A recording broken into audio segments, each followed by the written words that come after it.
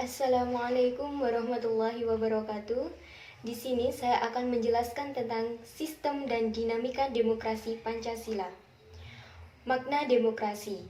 Kata demokrasi lebih penting dari bahasa Yunani, yaitu demos, berarti rakyat, dan kratos atau kratein berarti pemerintah. Jadi, demokrasi diartikan sebagai pemerintahan rakyat. Salah satu kata kosa dalam bahasa Inggris yaitu demokrasi. Klasifikasi demokrasi.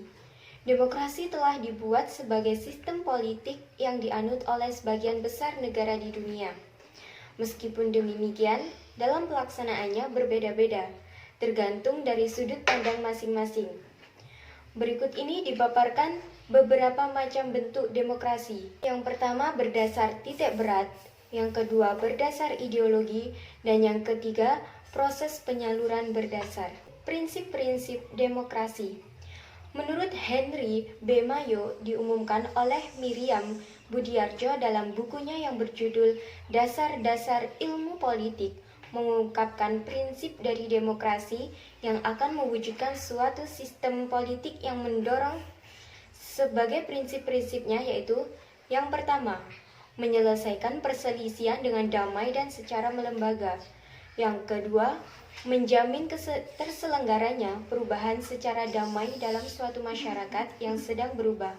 Dan yang ketiga, menyelenggarakan pergantian pimpinan secara teratur. Selanjutnya, dinamika penerapan demokrasi Pancasila. Prinsip-prinsip demokrasi di Indonesia yaitu yang pertama, demokrasi yang berketuhanan yang Maha Esa. Perilaku dalam penyelenggaraan Republik Indonesia harus taat asas konsisten atau sesuai dengan nilai-nilai dan kaidah-kaidah dasar ketuhanan yang Maha Esa. Yang kedua, demokrasi yang berkedaulatan rakyat. Yang keempat, demokrasi dengan supremasi hukum. Yang kelima, demokrasi dengan pengaturan kekuasaan negara. Dan yang keenam, demokrasi dengan HAM. Demokrasi Pancasila memiliki beberapa nilai moral yang ditawarkan. Yang pertama, sebuah persamaan untuk seluruh rakyat Indonesia. Yang kedua, keseimbangan antara hak dan kewajiban. Yang ketiga, pelaksanaan kebebasan yang dipertanggungjawabkan secara moral.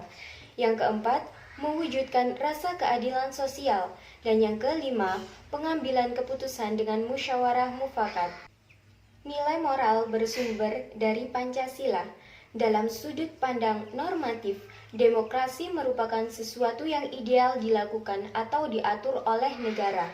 Seperti yang kita tanyakan sebagai pemerintah dari rakyat, oleh rakyat, dan untuk rakyat. Dalam perjalanan sejarah ketatanegaraan negara kita, semua konstitusi yang pernah berlaku menganut prinsip demokrasi. Demikian penjelasan yang dapat saya sampaikan. Mohon maaf apabila ada salah kata. Wassalamualaikum warahmatullahi wabarakatuh.